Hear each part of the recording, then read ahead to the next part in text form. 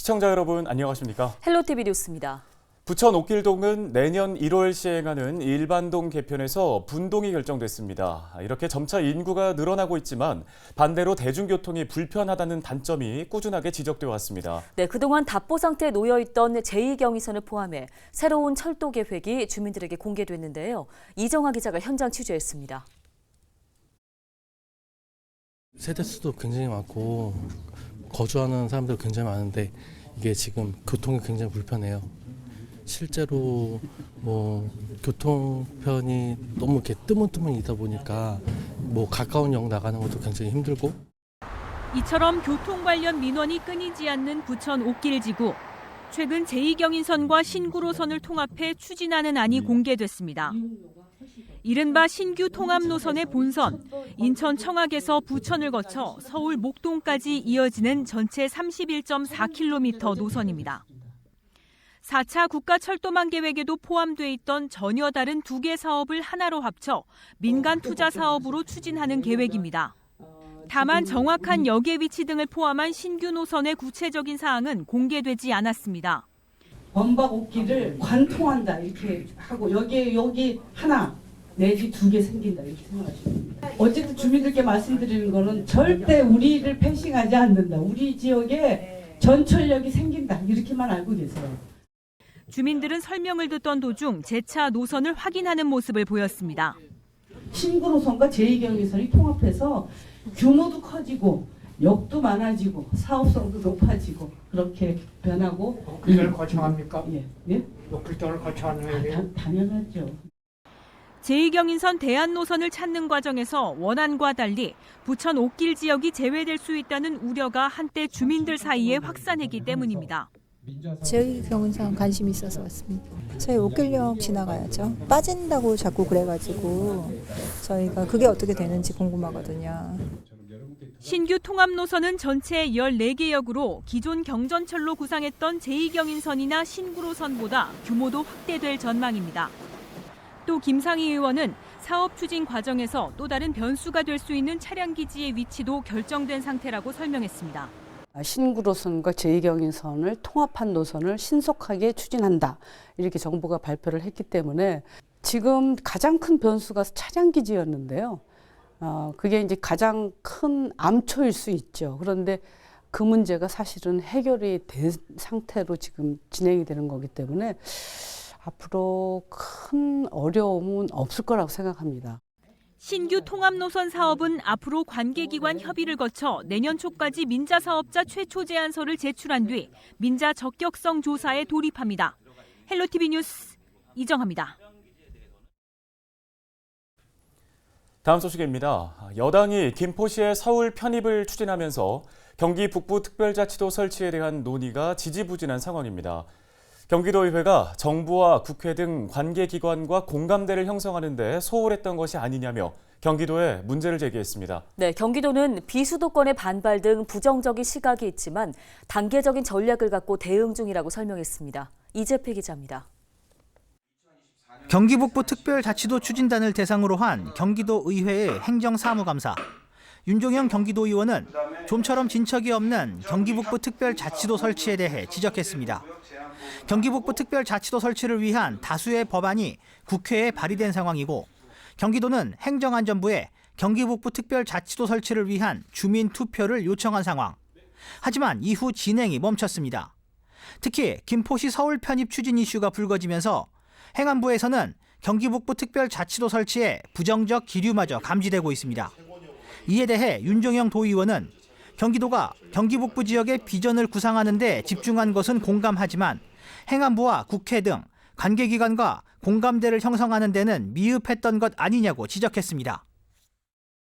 경기도가 경기 북부를 분도와 특별자치도를 하고자 하는 구체적인 특례 적용안까지 그런 구체적인 내용을 국회의원과 행안부에 이해시키고 설득하고 요구하고 건의를 했어야 돼요. 이에 대해 경기도 역시 비수도권의 반발 등 쉽지 않은 상황임은 인정했습니다. 하지만 경기 북부 특별자치도 설치를 위해 단계적으로 전략을 갖고 대응 중임을 강조했습니다. 중앙정부 입장에서는 그 비수도권의 반발이라든가 이런 것까지 우려를 하면서 저희가 건의하는 내용에 대해서 조금 부정적인 시각을 가지고 있는 부분이 있습니다. 그래서 저희 이제 경기도 입장에서는 저희가 특별자치도 설치를 위해서 전략적으로 어떤 단계별 계획을 가지고 이렇게 말씀드리고 있는 거고. 경기도는 이번 21대 국회 안에 경기북부 특별자치도 설치 특별법을 통과시키는 것을 목표로 하고 있습니다. 서울 확장 등 정치 이슈가 휘몰아치는 가운데 경기북부 지역의 수건이 이뤄질 수 있을지 관심이 집중됩니다. 헬로티비 뉴스 이재필입니다. 김포 검단시민연대 회원과 지역 주민 약 30명이 20일 김포시청 앞에서 기자회견을 열고 서울 편입에 찬성한다는 입장을 밝혔습니다. 시민들은 그간 늘어난 인구를 감당하지 못하는 경기도 김포시의 낡은 행정으로 인해 시민들이 출퇴근 불편을 겪고 있다고 주장했습니다. 이어 김포가 인구 20만 명이 넘는 도시 중 광역철도가 없는 유일한 도시라고 지적하며 아이들은 교실 부족과 장거리 통학을 감내하고 있고 병원을 가려면 통행료를 내고 일산대교를 건너야 하는 등 불평등을 겪고 있다고 밝혔습니다. 특히 김포 검단시민연대는 내부 찬반 투표에서 85.6%가 서울 편입에 찬성하는 등 시민들이 서울 편입을 원하고 있다고 강조했습니다.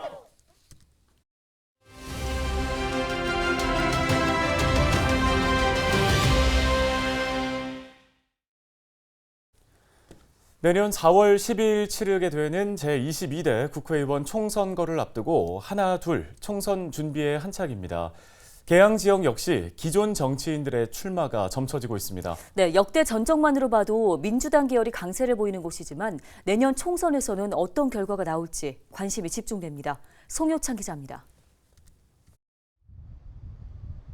계양구 갑 지역구는 민주당 계열이 강세를 보이는 곳 중 하나입니다. 단일 선거구였던 계양구는 지난 2004년 제17대 총선부터 갑과 을로 나뉘었습니다. 이후 있은 5번의 총선에서 계양구 갑 지역구는 민주당계 후보만 당선자를 냈습니다. 2004년 신하경 전 민주통합당 국회의원은 이곳에서만 내리 3선을, 이후 유동수 의원이 2016년과 2020년 당선됐습니다. 앞선 21대 총선 당시 더불어민주당 유동수 후보는 60.48%인 44,469표를 얻었고 당시 국민의힘 전신인 미래통합당 이중재 후보는 36.57%인 26,890표를 얻었습니다.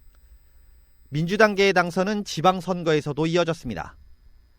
지난해 제8회 전국 동시 지방선거 계양구청장 선거에서는 더불어민주당 윤한 후보가 49.77%인 26,951표를 얻었고 국민의힘 이병택 후보가 47.82%인 25,895표, 정의당 박인숙 후보가 2.39%인 1,299표를 각각 획득했습니다. 앞선 지방선거에서는 민주당 소속인 박형우 전 계양구청장이 제5회 지방선거부터 제7회까지 내리 3선에 성공했습니다. 내년 총선에서는 현재까지 3명이 후보로 거론되고 있습니다. 우선 더불어민주당에서는 현역 유동수 의원이 3선에 도전합니다. 유 의원은 국회 기획재정위원회 간사와 민주당 사회경제위원회 부위원장을 맡았고 최근 민주당 원내 정책수석 부대표로 원내대표단에 합류했습니다. 지난 9월 더불어민주당 인천시당 수석대변인에 임명된 이시성 대변인도 계양구 갑 후보로 거론되고 있습니다. 해당 지역구에서 태어나 학창시절을 보낸 인물로 젊은 인력 찾기에 고심인 당내 분위기와 맞아 새롭게 거론되고 있습니다. 국민의힘에서는 계양구 의원을 지낸 이병학 당협위원장이 출마를 공식 선언했습니다. 이 위원장은 5대와 7, 8대 계양구 의원과 인천시 시민행복 정책자문단 위원을 역임했습니다. 정의당은 현재 계양구 갑 후보를 물색 중입니다.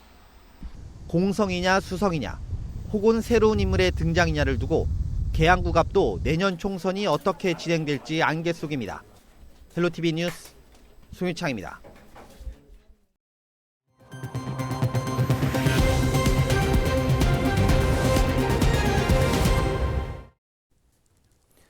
부평 공병단 부지 개발을 추진할 우선협상 대상자가 선정됐습니다.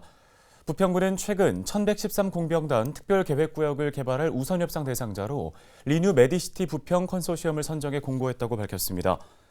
리뉴 메디시티 부평 컨소시엄은 복합 메디컬 타운이 결합된 복합 공간을 구성하고 있는 것으로 알려지고 있습니다.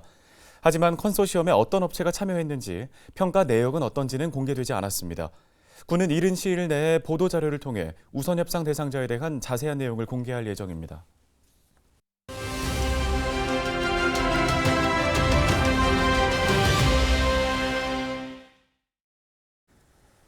마스크 착용 의무 없이 맞게 되는 올 겨울, 독감과 코로나19 혹은 또 다른 전염병들이 유행하지 않을까 하는 우려가 남아 있습니다. 네, 관련 이야기를 KMI 한국의학연구소 신상엽 수석상임연구위원과 함께 이야기 나눠보겠습니다. 위원님, 먼저 혹시 이번 겨울 코로나19 다시 유행할 가능성 있다고 봐야 할까요? 사실 지금 코로나19 같은 경우는 2020년에 시작이 돼서 이제 대규모 유행을 몇 번 겪은 다음에 2022년 이후에는 사실 계속 연중으로 유행하고 있다고 보시면 됩니다. 지금 코로나19는 이제 4급급 법정 전염병으로 분류가 돼서 지금은 전수조사를 하지 않고 표본 감시만 하고 있는데 최근에는 이제 대규모 유행은 없고요. 근데 작은 봉우리를 만드는 하루에 한 3에서 5만 정도 확진자 수 규모의 유행은 계속되고 있다고 보거든요. 근데 이제 겨울철에 이제 대규모 유행 가능성이 있어서 그걸 좀 막기 위해서는 백신 접종이 매우 중요한데 지금 고위험군 중심 그 65세 이상의 그 23, 24절기 코로나19 백신 접종률이 30%를 조금 넘는 수준입니다. 그리고 젊은 분들 같은 경우는 사실 접종을 거의 안 하시는 걸로 확인이 되고 있거든요. 그런데 이제 이 코로나19 백신이든 아니면 자연 감염에 의한 면역이든 효과가 한 4에서 6개월 정도밖에 가지 않고 면역이 감소되면 이제 어김없이 뭐 그 규모는 모르겠지만 뭐 크고 작은 유행이 나타날 수밖에 없기 때문에 올겨울에도 한 차례 유행이 지나가게 될 것으로 예측이 됩니다. 네, 코로나19 말고도 독감을 포함한 다른 전염병들도 마스크를 끼지 않으면 확산될 가능성이 있을 것 같은데요. 어떤 우려들 남아 있을까요? 2020년부터 2022년 가을까지는 사실 우리나라의 코로나19를 제외하고는 뭐 독감이나 다른 호흡기 감염병 유행이 나타나질 않았었습니다. 그런데 이제 2022년 후반기 이후에 그 마스크 착용 의무화가 해제되고 사회적 거리두기가 완화되면서 그 이후 최근에 이제 독감, 백일해, 마이코플라즈마 폐렴 이런 그 다양한 호흡기 감염병들이 유행을 하고 있는데요. 이 중 독감 같은 경우는 그런 보통 그 외래 의심 환자 1000명당 6.5명이 나오면 그 유행주의보가 발표가 되는데 지금 뭐 유행 기준의 5배가 넘는 큰 규모의 독감이 이제 유행을 하고 있는 그런 상황이고요. 그리고 지금 뭐 고위험군들은 이 독감 같은 경우도 백신 접종을 많이 하셨는데 지금 젊은 분들은 예방접종률이 매우 낮게 나타나고 있어서 아마도 올겨울에 독감과 코로나19 동시 유행을 피하기는 좀 어려울 것 같고요. 그리고 좀 중국에서는 이제 마이코플라즈마 폐렴이 유행하는 것으로 이미 알려졌었는데 지금 국내에서도 최근 들어서 그 폐렴 환자 중에 마이코플라즈마 특히 소아 중심으로 증가를 하고 있는 상황이고 또 소아 중심으로 과거에 또 유행을 하지 않았던 백일에도 환자가 또 증가를 하고 있습니다. 그래서 지금 최근에는 소아청소년을 중심으로 그 사회적 거리두기가 완화돼서 그 과거엔 노출되지 않았던 그런 병원체 소아들이 처음 노출되면서 그런 여러 호흡기 감염병들이 유행하는 것으로 보입니다. 네, 교수님, 그렇다면 건강한 겨울을 보내기 위해 어떻게 대응을 하는 게 좋을까요? 지금 올겨울에는 뭐 독감, 코로나19, 마이코플라즈마 폐렴, 백일해 이런 호흡기 감염병도 있지만 또 이제 노로바이러스 장염 같은 그런 장염들도 유행할 가능성이 좀 높습니다.